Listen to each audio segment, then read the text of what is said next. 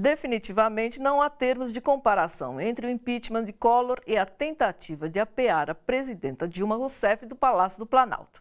O jurista e professor Dalmo Dallari explica as diferenças entre os dois processos e também a disparidade entre o Congresso daquela época e o atual.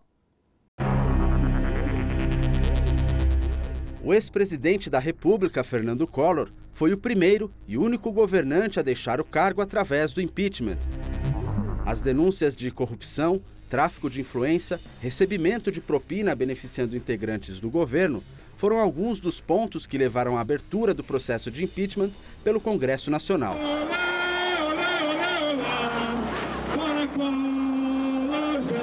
Fernando Collor assumiu o governo em 1990, como o primeiro presidente da República eleito democraticamente pelo voto popular depois da ditadura militar no Brasil. Além das acusações formais, a conjuntura nacional não poderia ser pior.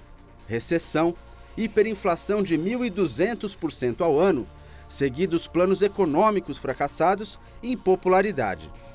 O presidente também tinha algo que o colocou na berlinda do processo político do impeachment: pouquíssimo apoio partidário, já que o partido ao qual ele pertencia, o PRN, Partido da Reconstrução Nacional, era insignificante. O processo de impeachment de Fernando Collor durou 6 meses.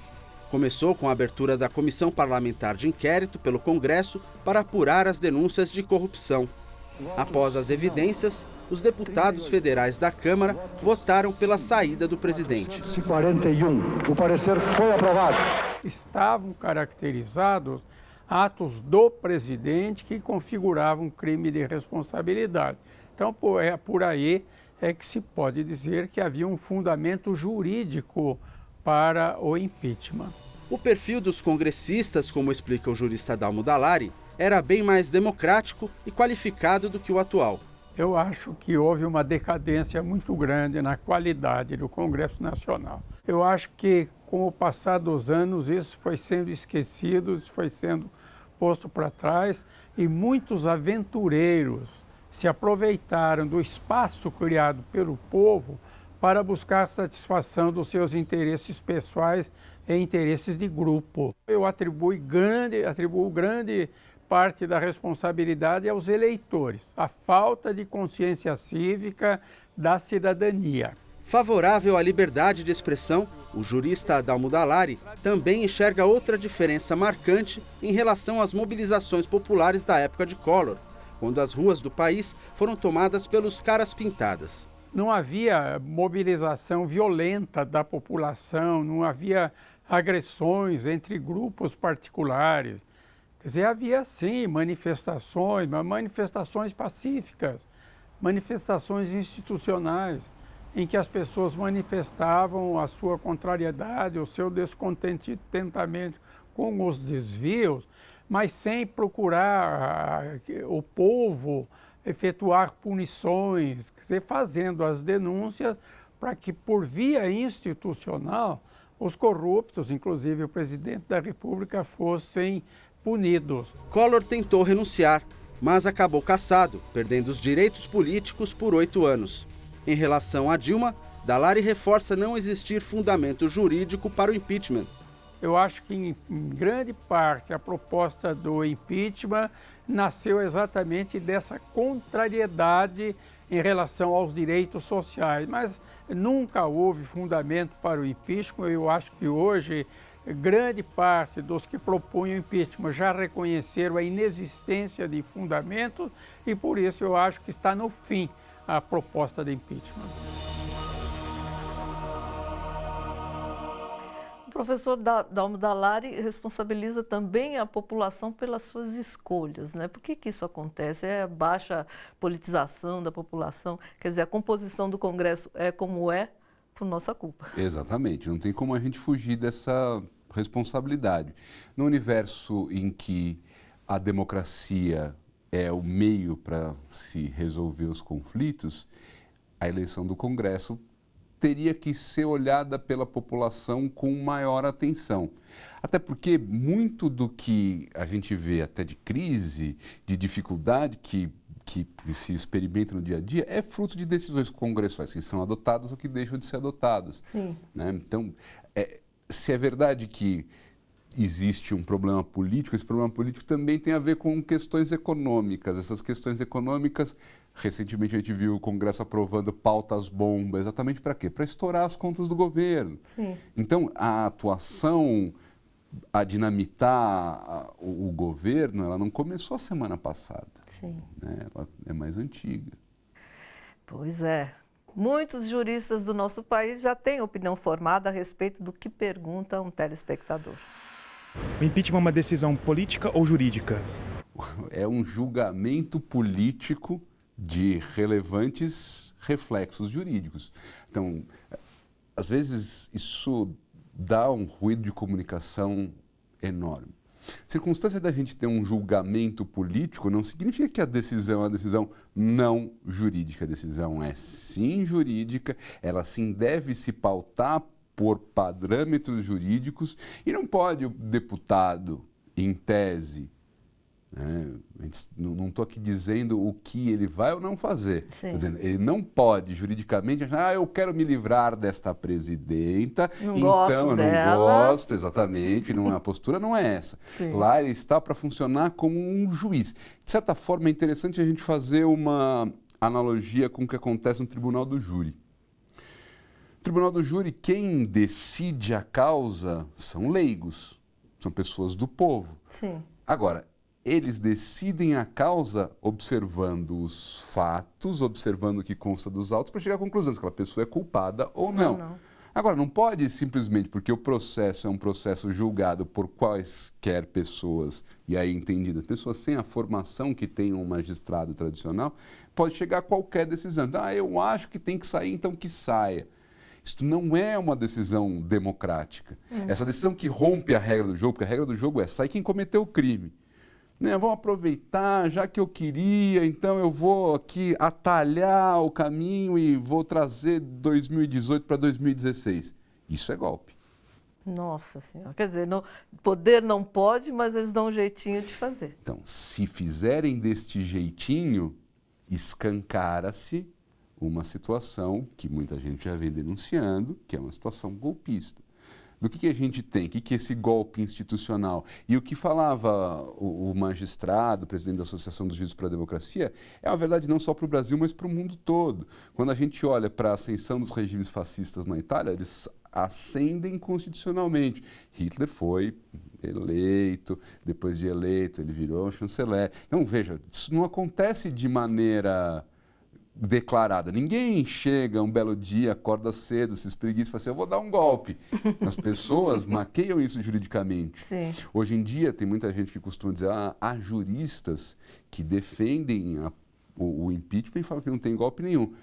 Também devemos lembrar que grandes juristas, não estou falando de gente que não conhecia direito, grandes juristas apoiaram o que aconteceu no dia 1º de abril de 1964. A OAB, inclusive. A OAB, inclusive. É que naquele momento, salvo alguma injustiça, lá não havia grandes estudiosos do direito, havia bons advogados, né?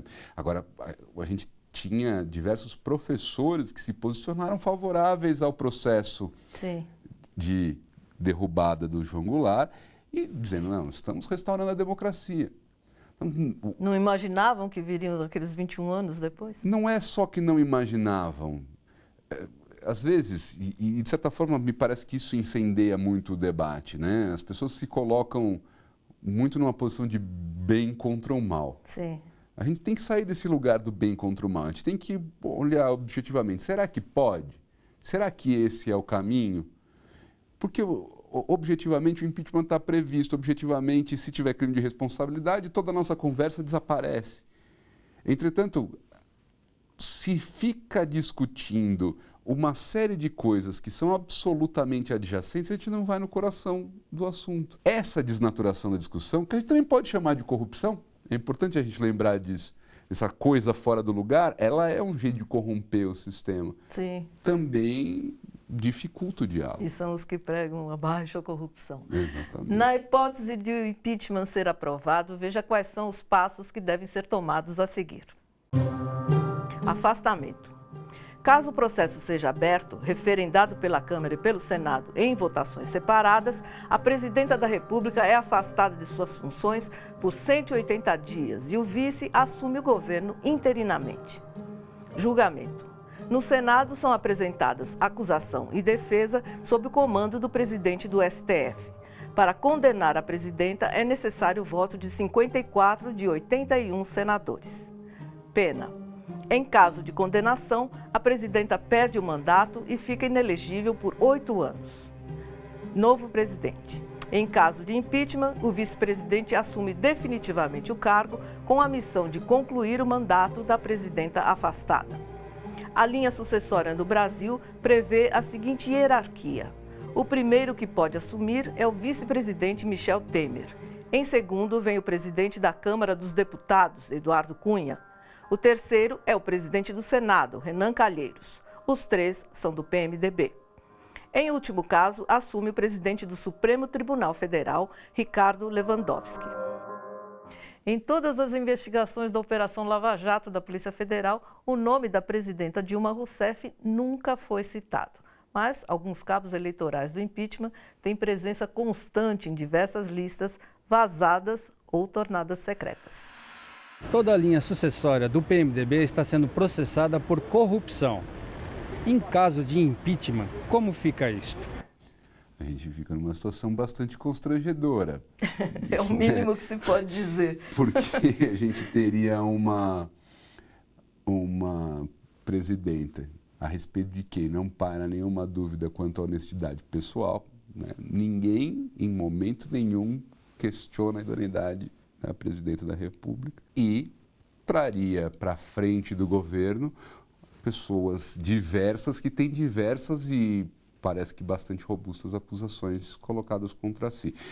Isso traria certamente uma série de desdobramentos institucionais, eventualmente novos impedimentos, eventualmente novas comissões processantes, sempre correndo o risco de não ser adotado o mesmo critério, que também é uma coisa importante, porque pelo menos o vice-presidente Michel Temer, pelo que se diz, teria praticado os mesmos atos no que diz respeito à prática de pedaladas quanto aos decretos de abertura de crédito adicional. Então, veja, a circunstância das pessoas estarem sendo acusadas não pode ser tomada como um problema gigantesco, mas é um indício, pelo menos, de que se está tendo critérios absolutamente diferentes. E essa diferença de critérios não pode ser admitida. Ainda que a gente fale de um julgamento peculiar, de um julgamento político, a gente não pode admitir que as autoridades sejam medidas por réguas diferentes. Do que a gente está falando em última instância? Lá atrás, quando foi admitida a acusação contra a presidenta, essa acusação que hoje se debate, se dizia que o presidente da Câmara tinha agido por uma vingança, ou seja, ele já teria lá atrás não se comportado como um magistrado. Então, é um pouco isso. Quando a gente fala em julgamento político, ainda que tenha esse componente político, tem um componente de julgamento. Então, quem decide, não decide como quer, não tem essa margem gigantesca de escolha. Ele é um julgamento político, por quê? Por uma decisão do Constituinte, ele saiu do Poder Judiciário e veio ao Legislativo. Eu quero agradecer a sua presença aqui, professor, e saber se o senhor tem algumas considerações finais a fazer aqui para o nosso programa. Eu acho que o mais importante nesse momento é a gente construir uma reflexão bastante aprofundada a respeito do que significa todo esse processo e de como a democracia brasileira pode sair mais forte dele. E me parece que a possibilidade dessa força surgir vem um pouco de atender a recomendação do professor Dalmo, sempre bem-vinda, que é da gente prestar atenção não só no voto para os cargos do Poder Executivo, mas também no voto para os cargos do Poder Legislativo. No nosso sistema, o Parlamento, ele tem uma presença extremamente relevante em tudo que diz respeito à nossa vida. Então, acompanhar a vida parlamentar é um básico. Muito obrigada pela sua presença. Obrigado a eu. Acompanhe a programação da TVT, reveja o nosso programa, anote dicas, se informe. Para isso, basta acessar o nosso site tvt.org.br. Nossa jovem democracia merece respeito. Já passamos pelo trauma de 21 anos de golpe militar e, aos poucos, fomos aprendendo o que é viver em liberdade. A presidenta Dilma Rousseff jamais interferiu no andamento de investigações, o que é reconhecido pela própria Polícia Federal. Não é certo nem justo que políticos totalmente implicados se arvorem o direito de comandar o país, ainda mais com alegações que não têm amparo na Constituição. O que se espera é que a lei seja cumprida, que os candidatos aguardem por novas eleições e consigam o poder não por atalhos e caminhos escusos, mas sim pelo voto, como em qualquer sistema democrático. O Bom para Todos fica por aqui. Até a próxima.